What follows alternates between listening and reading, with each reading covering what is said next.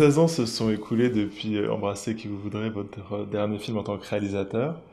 Est-ce que c'est l'envie de retrouver ces personnages qui vous a fait reprendre la caméra ou est-ce que c'est l'envie de réaliser à nouveau qui s'est manifestée d'abord?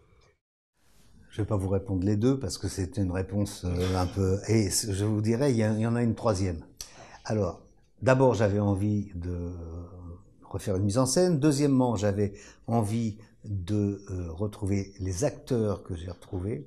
Et troisièmement, ces personnages-là, effectivement, même si pendant 16 ans, j'ai pensé à autre chose et j'ai écrit autre chose, ces personnages-là, je les trouvais riches potentiellement d'une nouvelle aventure, deux nouvelles aventures. Oh ma puce, t'as pris des joues, mais ça te va bien? Maman, je suis enceinte. Je vais aller pleurer un peu aux toilettes, c'est en bas? Ah.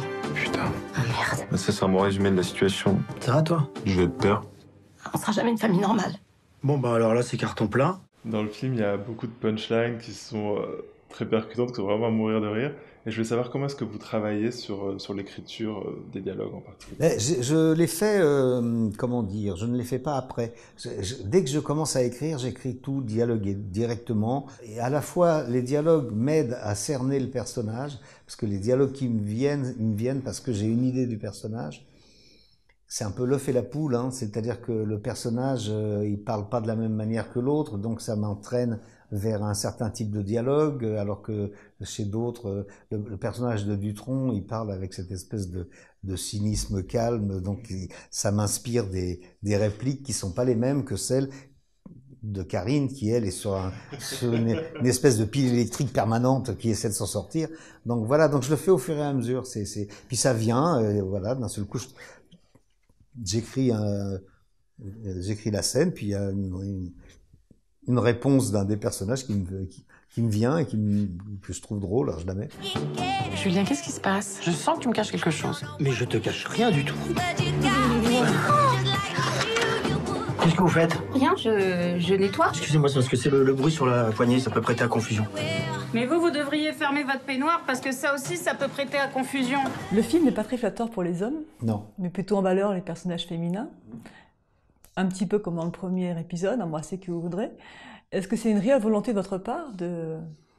À partir du moment où je reprends des personnages féminins pour lesquels j'ai à la fois tendresse, admiration, et que je les reprends, ben je reprends cette vision des femmes qui étaient dans le premier. Hein. Et les hommes, je les ai un peu chargés, oui. Mais dans la vie, ils sont parfois comme ça aussi. Hein. Bertrand est en garde à vue. Qu'est-ce qu'il a fait? Aucune idée. Tu risques gros? Bah, s'il trouve tout, ça peut être contrariant. Voilà, d'expérience, ayant été élevé par une mère qui est justement qui ressemble un peu à mes personnages féminins, ça ressort peut-être. Je dis pas que mon père ressemble à Rouve, hein, heureusement. Heureusement. Si je comprends bien, ta maîtresse t'a viré? C'est moi qui ai quitté. Je voulais le faire depuis longtemps, mais elle menaçait de tout raconter. Elle me tenait par les couilles. Et pourtant, il n'y a pas beaucoup de prises. Pas eu trop de fou rire intempestif? Oh, c'est arrivé, hein.